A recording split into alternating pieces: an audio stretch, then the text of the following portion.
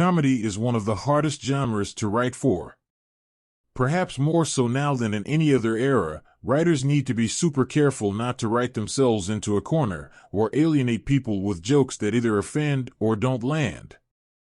It's certainly not an easy job, and for a global platform like Netflix, which tailors for people across the globe, that job is made all the harder. 1670 then is perhaps a casualty of its own self-awareness in that respect. The anachronistic comedy is quite good, but it's never to the level of something like What We Do in the Shadows, nor does it fully embrace its own premise and characters like something akin to Plebs. Instead, what we get is a show that feels like a one-note joke repeated across 8 episodes. At times, it lands quite well and subverts expectations. Other times, it really doesn't, and those episodes do become somewhat of a mission to get through. The story is set in 1670, where we follow fourth-wall-breaking Jan Adamczewski, who's joined by his eccentric family as they eke out a living in a small village. Living as a nobleman, Jan's job is made all the more difficult by arch-nemesis Andrei. The two butt heads constantly across the season, before a very important twist sees the pair join for the finale in dramatic fashion.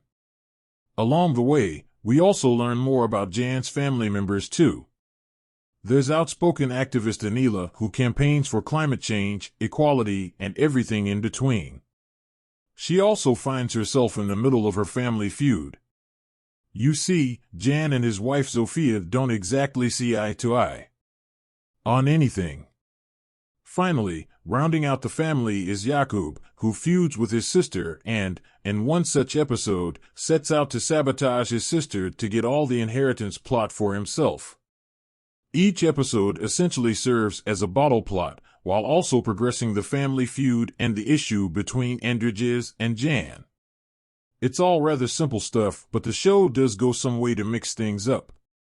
There's a pretty funny scene in episode 2 involving the village drunk Jedrila, which has a nice little payoff at the end. Similarly, the blending of old and new ideals together, anachronistically blending them together into one comedy, is probably the highlight of this show, although as mentioned before, there's not enough variation to really feel like it pulls it off as effectively as it could have done. Early on, there's a joke that looks like the show is really going to lean into dark, sadistic humor and commentate and poke fun of the ideas prevalent in 1670. Instead, that earlier quip about the show being self-aware rears its head time and again, with jokes that aren't strong enough to make this memorable or stand out. It's like the show doesn't quite want to pull the trigger and really shock audiences, but the standalone plots aren't unique or strong enough to carry the show on its own.